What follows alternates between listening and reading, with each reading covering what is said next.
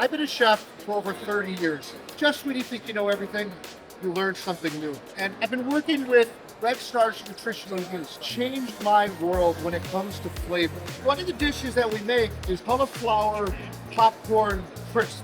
This is just made with rice cauliflower, some ranchero sauce.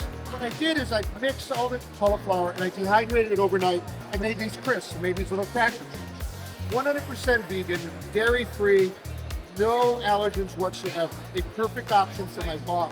Nutritional yeast allows me to control the flavors. So I use dates, okay? I use cumin, I use Indian flavors, I use roasted chilies. The nutritional yeast does its thing, molds over my flavors and makes everything smooth. Take a look at the recipe. I think as chefs, we start looking at these nutritional yeasts a little differently.